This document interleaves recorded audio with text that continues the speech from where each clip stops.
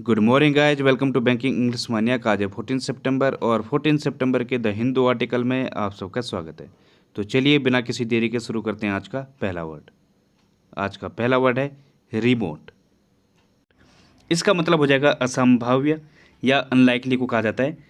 Remote जो possible नहीं है या फिर जो इरेलीवेंट है, आउटसाइड है, अनरिलेटेड है या फिर अनकनेक्टेड है, ऐसी कोई बात है वो होता है रिमोट। सिनोनिम होंगे इसके इम्प्रोबेबल, इम्प्लॉजिबल, इमटीरियल, ये इसके सिनोनिम होंगे। इमटीरियल मतलब जो अमूर्त है, मूर्त रूप में नहीं है या असंभव है, जो आउटसाइड टाइप का है वो होता है इमटीरियल। इम्प्लॉजिबल, इम्प्रोबेबल, ये भी क्या है, असंभव है, जो संभव नहीं है। कुछ और सिनोनिम्स के जैसे एक्सट्रेनुअस होगा, एक्सट्रिंसिक होगा, जो बाहरी है या असंगत है, जो वो होता है एक्सट्रेनुअस और एक्सट्रिंसिक। तो ये इसके सिनोनिम है। इसका एक और मीनिंग होता है, वो क्या होता है, रिमोट। जो आप दूर बैठ के टीवी को चैनल को चेंज करते हो वो होता है रिमोट। तो नाउन फॉर्म में उसका मतलब रिमोट है। लेकिन इसका एक और मीनिंग होता है, वो क्या होता है, दूर दराज। मतलब क्या है, जो सुख सुविधाओं से काफ़ी दूर है। जैसे इमेज में दिख रहा होगा, जो दूर दराज का जो गांव है, विलेजेज एरिया को भी कहा जाता है रिमोट। तो रिमोट एरिया उनको ही कहा जाता है जो विलेज वाले एरिया हैं या दूर दराज हैं, जो शहर से काफ़ी दूर है, वो होता है रिमोट। तो इसके कुछ और सिनोनिम होंगे, जैसे फार फ्लंग होगा, दूर दराज को कहा जाएगा। सेक्लूडेड होगा, जो क्या है, बिल्कुल एकांत है, उसको कहा जाता है। इनएक्सेसिबल, जहाँ पहुँचना असंभव है, ये भी होगा। ठीक है, तो ये भी इसके सिनोनिम होंगे। एग्जाम्पल होगा इसका, they lived in a remote mountain village. वो जो है दूर दराज के पहाड़ी गांव में रहते थे। ठीक है, तो ये इसका एग्जाम्पल हो जाएगा।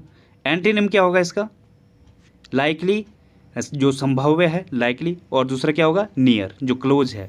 ठीक है, तो दोनों ही होंगे। अगला वर्ड है रिमिस। इसका मतलब हो जाएगा बेपरवाह या नेग्लिजेंट को कहा जाएगा रिमिस। जो असावधान है या बेपरवाह है वो होता है रिमिस। जैसे इमेज में दिख रहा होगा, ये इससे कुछ असावधानी हो गई, इसने टाइम पर ओवन को बंद नहीं कर पाया और इसका खाना जल गया, तो ये होता है रिमिस। सिनोनिम होंगे इसके नेग्लेक्टफुल, इरिस्पॉन्सिबल, रिगार्डलेस, ये इसके सिनोनिम है। रिगार्डलेस मतलब असावधान, तो ये इसके सिनोनिम है। इसके कुछ और सिनोनिम होंगे, जैसे डायलेटरी, लैक्स, जो क्या है, सुस्त इंसान को कहा जाता है डायलेटरी और लैक्स, तो ये होता है। इनडिफरेंट होगा, जो किसी की परवाह नहीं करता है, वो होता है। स्लिप डैश होगा, हीडलेस होगा, हीडलेस मतलब जो असावधान है। फॉरगेटफुल होगा, स्लोपी होगा, ये भी इसके सिनोनिम होंगे। स्लैग, नेग्लेक्टफुल, केयरलेस, स्लोथफुल, स्लैक, ये भी इसके सिनोनिम होंगे। इनका मतलब क्या होता है, जो सुस्त है। एग्जाम्पल होगा इसका, it was remiss of him to forget her birthday. ये उसकी असावधानी थी कि वो उसका बर्थडे भूल गया। ठीक है, तो ये हो जाएगा इसका एग्जाम्पल। अगला वर्ड है एक्सियूट। इसका मतलब हो जाएगा छोड़ना या डिपार्चर को कहा जाएगा एक्सियूट, या फिर जो निकलना, टपकना, ये भी होता है एक्सियूट। या फिर जो लीक हो रहा हो, एक्सट्रैक्ट हो रहा हो, इविंस हो रहा हो, एक्सप्रेस हो रहा हो, रेडिएट हो रहा हो कहीं से, वो होता है एक्सियूट। जैसे इमेज में दिख रहा होगा आपको, इनकी जो खुशी है वो क्या है, इनके चेहरे से बाहर निकल रही है। तो इस तरीके से जो बाहर निकल रहा होता है, एक्सट्रैक्ट हो रहा हो, या फिर कोई अपनी जो खुशी है उसे एक्सप्रेस कर रहा हो, ये होता है एक्सियूट। तो सिर्फ इतना ही नहीं कि कहीं से फिजिकल फॉर्म में कोई निकल रहा हो, जैसे कपड़े आप टांगते हो उससे पानी नीचे निकलता है, वो भी होता है एक्सियूट। और अगर किसी के चेहरे पर खुशी खुशी बाहर निकल कर आ रही है, वो भी होता है एक्सियूट। सिनोनिम होंगे इसके रिलीज, एमिट, ऊज, ये इसके सिनोनिम होंगे। कहीं भी आप ऊजिंग आउट भी देखोगे, बाहर निकलता हुआ, जैसे ब्लड वॉज ऊजिंग आउट, जो ब्लड था वो धधक कर बाहर निकल रहा था। ठीक है, ये होता है। इसके कुछ और सिनोनिम हैं, जैसे ट्रांसफ्यूड होगा, रेसने को कहा जाता है ट्रांसफ्यूड। परकोलेट होता है, टपकने को कहा जाता है। इमानेट, बाहर उत्पन्न होना या उत्सर्जित होना, ये होता है इमानेट, ये भी इसके सिनोनिम होंगे। एग्जाम्पल होगा इसका, there has been a mass exodus of workers from the village to the towns. Workers का विलेज से, गांव से टाउन तक या कस्बे तक या शहर तक बड़े पैमाने पर पलायन हुआ है। ठीक है, तो ये हो जाएगा इसका एग्जाम्पल। बढ़ते हैं आगे। तो गाइस अगला वर्ड है डिवाइन। इसका मतलब हो जाएगा दिव्य। गॉडली को कहा जाता है डिवाइन, जो क्या है, पवित्र है या फिर देवीय रूप का है, वो होता है डिवाइन। सिनोनिम होंगे इसके गॉड लाइक, एंजेलिक, डिफिक, ये इसके सिनोनिम है। डिफिक मीन्स क्या होता है, देवीय को कहा जाएगा। एंजेलिक, जो क्या है, देवदूत के समान है, वो होता है एंजेलिक, गॉड लाइक, भगवान के समान। तो ये इसके सिनोनिम है। कुछ और सिनोनिम है इसके, जैसे हेवनली होगा, होली होगा, होली मतलब पवित्र को कहा जाएगा, या और हेवनली जो स्वर्गीय है। सेलेस्टियल होगा, ये भी क्या होता है, स्वर्गलोक को कहा जाता है, या देवलोक भी बोल सकते हो आप। पैराडाइजल, स्वर्ग को कहा जाता है, या पैराडाइज होता है, ये भी स्वर्ग होता है। PARADISE, paradise. इसका एंटीनिम क्या होगा, मॉर्टल, जो क्या है, नश्वर है या फिर मनुष्य समान है, ठीक है, वो होता है मॉर्टल। या मंडेन, जो सांसारिक है, वो होता है। तो ये इसके सिनोनिम, ये इसका एंटीनिम होगा। मंडेन हो गया, मॉर्टल हो गया। एग्जाम्पल होगा इसका, heroes seldom have divine powers, जो हीरोज़ हैं उनके पास मुश्किल से दिव्य पावर होती है, ठीक है। तो ये इसका एग्जाम्पल हो जाएगा। अगला वर्ड है बोन होमी, इसका मतलब हो जाएगा खुशमिजाजी या फिर हैप्पीनेस को कहा जाएगा बोन होमी। जैसे कि महेंद्र सिंह धोनी है, ये काफ़ी बोन होमी टाइप का है, काफ़ी खुशमिजाजी टाइप के हैं ये दोनों। जब विराट कोहली को इन्होंने क्या दिया था, कैप्टेंसी सौंपी थी, तो बड़े खुशमिजाजी से दी थी, हैप्पीनेस होकर सौंपी थी, ठीक है। सिनोनिम होंगे इसके, कन्वीवियलिटी, अफेबिलिटी, जीनियलिटी, ठीक है। काफ़ी अच्छे वर्ड हैं। इनका मतलब क्या होता है, मिलनसारता को कहा जाता है। ये तीनों का ही मतलब होता है मिलनसारिता, ठीक है, जो मिलनसार इंसान है या खुश मिजाज टाइप का है। कन्वीवियलिटी, अफेबिलिटी, जीनियलिटी। वैसे एक और होता है कंजीनियलिटी, इसका मतलब भी क्या होता है, मिलनसार या फिर जो अनुकूल है, कंजीनियल। वैसे कॉर्डियलिटी होता है, गेइटी होता है, खुश मिजाज को कहा जाता है। एक्जुम्बरेंस, जो काफ़ी खुश है, ठीक है, तो ये भी होता है। जॉन्टीनेस होगा, चेयरफुलनेस, ये भी इसके सिनोनिम होंगे। एग्जाम्पल होगा इसका, they were relaxed and full of bonhomie, वो जो है तनाव मुक्त थे और बहुत ही ज़्यादा खुश मिजाज थे या बहुत ही ज़्यादा खुश थे, ठीक है। तो ये हो जाएगा इसका एग्जाम्पल। अगला वर्ड है इंडिक्टमेंट, इसका मतलब होता है अभियोग या चार्ज को कहा जाता है इंडिक्टमेंट। जब किसी पर कोई दोषारोपण लगता है वो होता है इंडिक्टमेंट। सिनोनिम होंगे इसके, एक्यूजेशन, अरेनमेंट, समन, ये इसके सिनोनिम होंगे।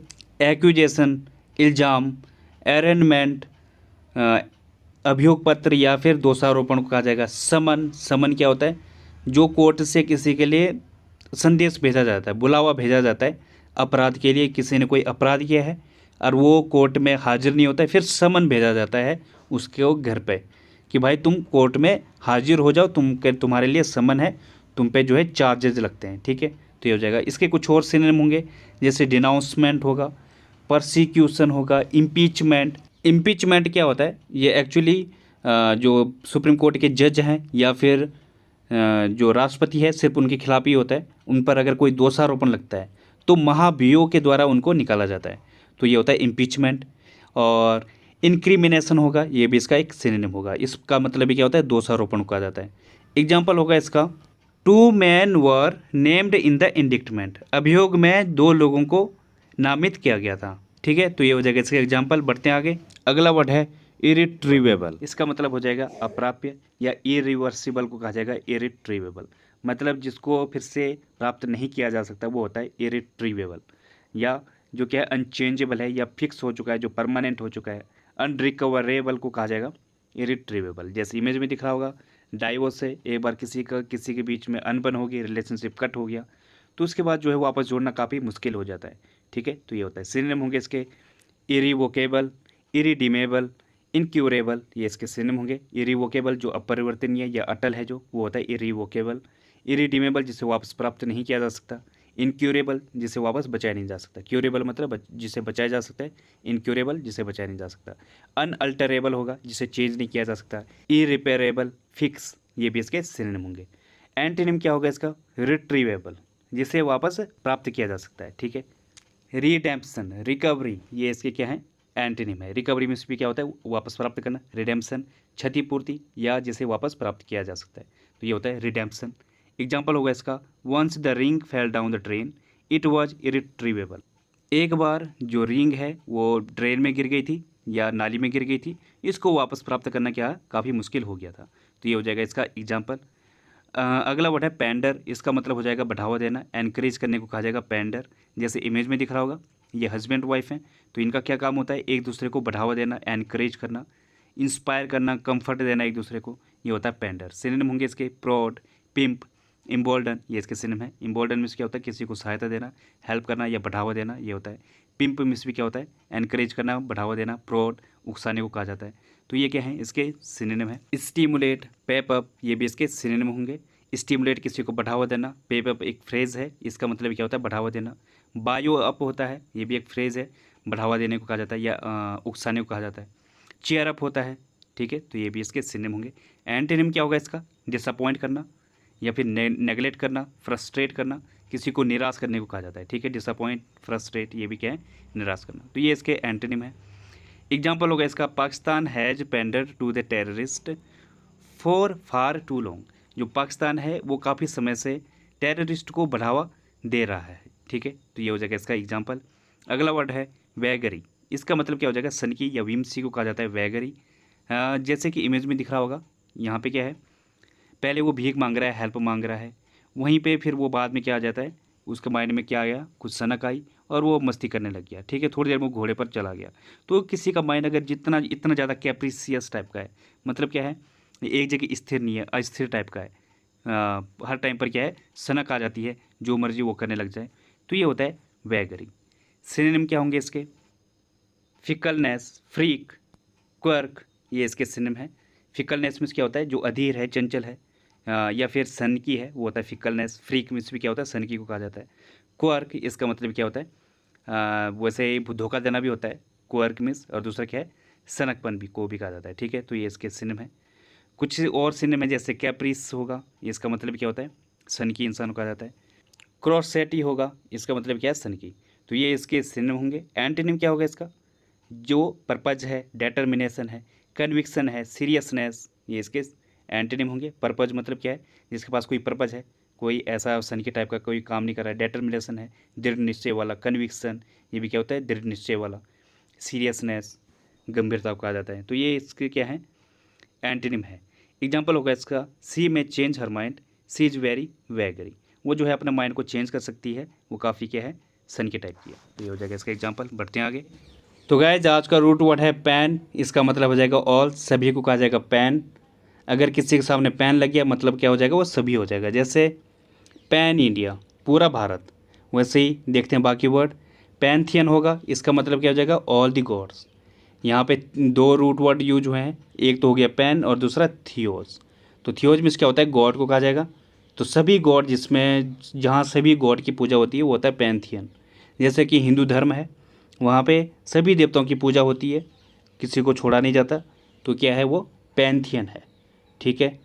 वैसे ही पैनेक्स है, इसका मतलब क्या है, या पैनेसिया बोलो, इसका मतलब क्या है, यूनिवर्सल रेमेडी, जिसे रामबाण बोला जाता है, हर चीज़ का इलाज है, वो होता है पैनेक्स या फिर पैनेसिया। अगला वर्ड है पैन हारमनी। इसका मतलब क्या हो जाएगा, the state of being United और इन एग्रीमेंट। हारमनी में क्या होता है, सामंजस्य को कहा जाएगा। तो जहाँ पे सभी जगह सामंजस्य में है, सभी लोग शांत में है, वो हो जाएगा पैन हारमनी। अगला वर्ड है पैनिग्रिक। इसका मतलब क्या हो जाएगा, पब्लिक यूलोजी। किसी को आप कॉम्प्लीमेंट देते हो, लेकिन अगर आप स्टेज के ऊपर देकर सभी के सामने किसी की तारीफ़ करते हो, वो होता है पैनिग्रिक। पब्लिक की यूलोजी, गुणगान करना या प्रशंसा करना। जैसे कि स्टेज के ऊपर कोई जाता है, शुरू में किसी ने कोई नेता आ रखा है, उसकी क्या होती है उस टाइम पे, प्रशंसा होती है। जो एंकर कर रहा होता है, एंकरिंग कर रहा होता है, वो क्या करता है उस टाइम पे, पैनिग्रिक करता है, उसकी तारीफ़ करता है, गुणगान करता है, ये नेता ऐसा है, इसने ये कारनामे किए हैं, तो ये होता है पैनिग्रिक। बढ़ते हैं आगे। तो गाइस आज की पहली फ्रेज है एट अ लॉस। इसका मतलब हो जाएगा to be unable to decide, या निर्णय न ले पाने को कहा जाएगा एट अ लॉस। मतलब क्या है, जो कन्फ्यूज्ड है, अनेबल है to decide what to do, ये होता है एट अ लॉस। जैसे एग्जांपल है, I am at a loss to know how I can help you. मैं जो हूँ कन्फ्यूज्ड हूँ, या निर्णय नहीं ले पा रहा हूँ कि मैं तुम्हारी कैसे हेल्प कर सकता हूँ, ठीक है। तो ये हो जाएगा इसका एग्जाम्पल। अगली फ्रेज है फॉल अबाउट। इसका मतलब हो जाएगा लाफ अनकंट्रोलेबली। जब आप अपने आप पर कंट्रोल ना कर पाओ, इस तरीके से हंस रहे हो, आपका पूरी बॉडी हिल रही है हंस हंस के, वो होता है फॉल अबाउट। जैसे एग्जांपल है, we fell about when we heard her. हम जोर जोर से हंसने लगे जब हमने उसका रिप्लाई सुना, ठीक है। तो ये हो जाएगा इसका एग्जाम्पल। अगली इडियम है प्ले द सेकंड फिडल। इसका मतलब हो जाएगा हैव अ सबॉर्डिनेट रोल, या सहायक को कहा जाएगा प्ले द सेकंड फिडल। जैसे कि प्रोफेसर होता है, उसके साथ एक सहायक होता है लैब में, उसी के साथ जो सहायक होता है किसी भी चीज़ का, सबॉर्डिनेट रोल कर रहा होता है जो, वो होता है प्ले द सेकंड फिडल। जैसे एग्जांपल है he plays second fiddle to doctor Verma, वो जो है डॉक्टर वर्मा का सहायक है, ठीक है। तो ये हो जाएगा इसका एग्जांपल। अगली फ्रेज है कॉल ऑफ, इसका मतलब हो जाएगा कैंसिल एन इवेंट और एग्रीमेंट, निरस्त करने को कहा जाएगा कॉल ऑफ। जैसे एग्जांपल है the meeting was called off without taking any decision, जो मीटिंग थी वो जो है निरस्त कर दी गई बिना किसी डिसीजन लिए, ठीक है। तो ये हो जाएगा इसका एग्जांपल। तो गाइज आज के लिए बस इतना ही। थैंक यू, धन्यवाद। If you like the video please like and subscribe the channel.